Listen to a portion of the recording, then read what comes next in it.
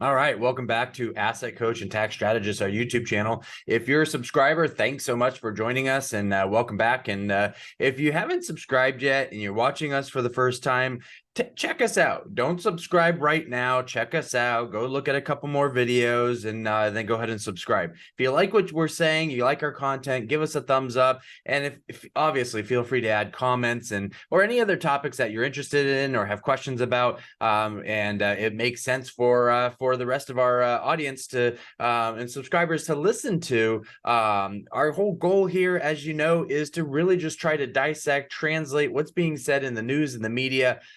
And what's that mean to you and I as taxpayers? What does that mean to you as business owners? And how do we address this noise to make us or allow us to stay productive and focused as we should be as business owners? And so let's go ahead and share my screen. There's a new article. This is our update of the exodus from California to and New York to other states, but this one specifically California to Texas, the migration. This was posted June 18th.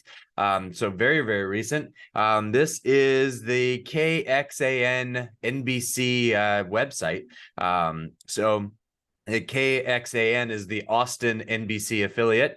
So let's take a look at what they are saying, what they're talking about here. So it says, within the last 10 years, Californians moving to Texas has become a cliche as New Yorkers moving to Florida. Well, yeah, that's true. I mean, when you take a look at the last 10 years, it's quite comical when you are looking at the last 10 years when most people are focusing from COVID to now. But I think this is a good thing to indicate is not just because the pandemic, not just because COVID, this has been going on for a decade.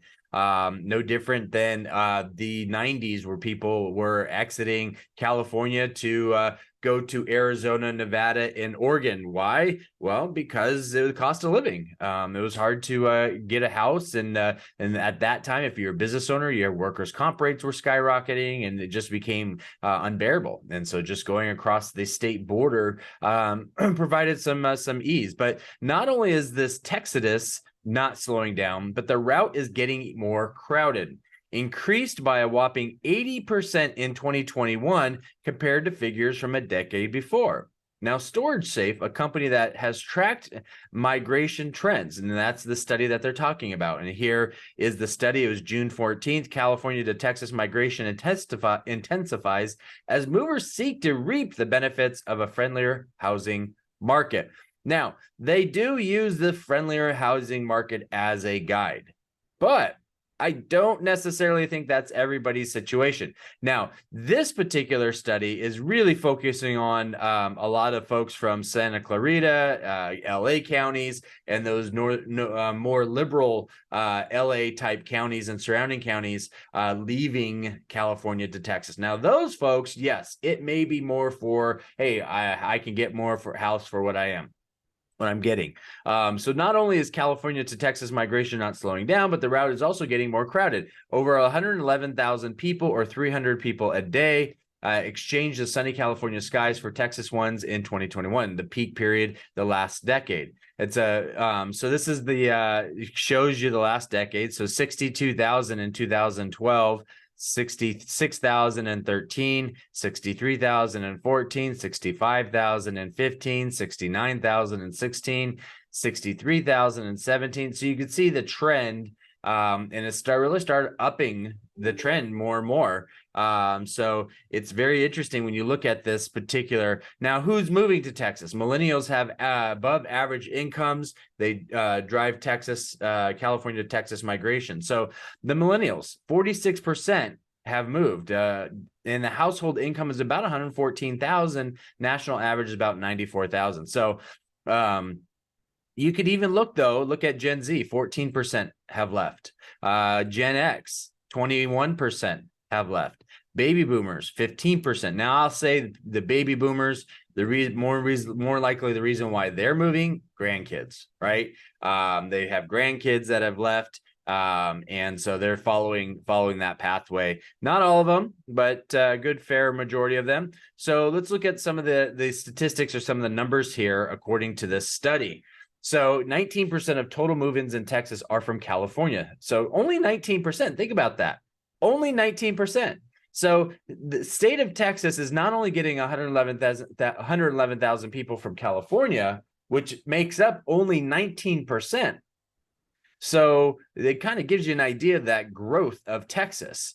And a lot of the folks leaving blue states for red states, such as Florida, Texas, Tennessee, Idaho, they're all red people leaving blue states.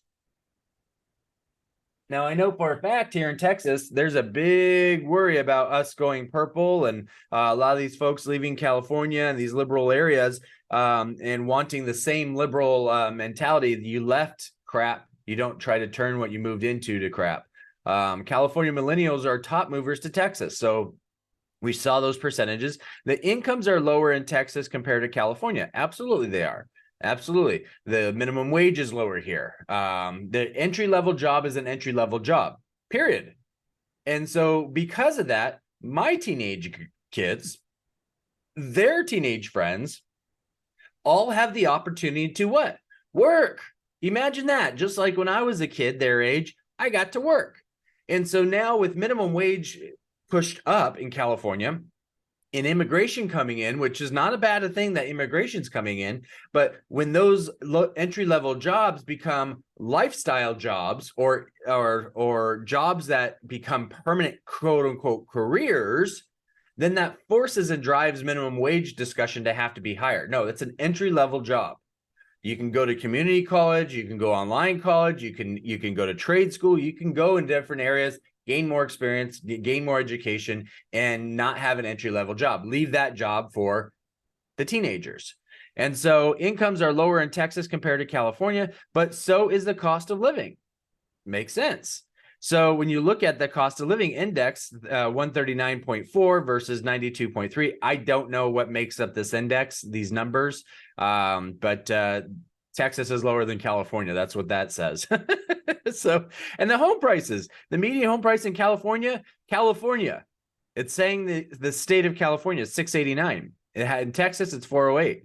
The average rent in California is 2,500. The average rent in Texas is 1,400. And as our house was being built while we were, when we moved here to Texas, we lived in an apartment. And let me tell you, that bad boy was big. That was a big apartment, high vaulted ceilings, felt very roomy and spacious. You had all the amenities that you wanted to. They had a trash caddy, meaning that you put your trash out on by your garage door, and the complex comes and picks up your trash for you. So you didn't have to do that. You could throw your own trash away. But it was pretty darn cool. Hadn't seen that in California. Plus, homes are bigger in Texas. The average size home in Texas is just under 2,200 square feet versus California is just over 1,800 square feet. And self-storage abounds. This is what the point of this article is being from. Self-storage in California is 6.3 square feet per capita. The self-storage in Texas is 10.3. So yeah, big difference. Housing perks in the top 25 moving destinations from Texas to California. LA County to Collin County. I'm in Collin County. It's closer to 62% bigger houses, whereas home buying savings may reach $1 million when choosing Dallas over San Jose. But I will say in our area, the home prices have gone up because of this. So we are creating certain neighborhoods in California here in the counties here based on, hey, you sell your house for $1.2 million and you buy a house here for 600,000, you still have 600,000 sitting in cash. So still pretty darn good deal. Enjoy it while it lasts, though. Can Californians following 2 moving routes can save over $1 million when buying a home in Texas? But that, like I said, that is changing. And here's a breakdown of where they're going. So you have people in San Jose going to Dallas, Redwood City's going to Austin. You have Los Angeles going to El Paso, San Jose to Georgetown, San Jose to Austin, Martinez to Beaumont, Los Angeles to San Antonio, San Diego to San Antonio, Santa Ana to Houston, and then Santa Ana to Dallas.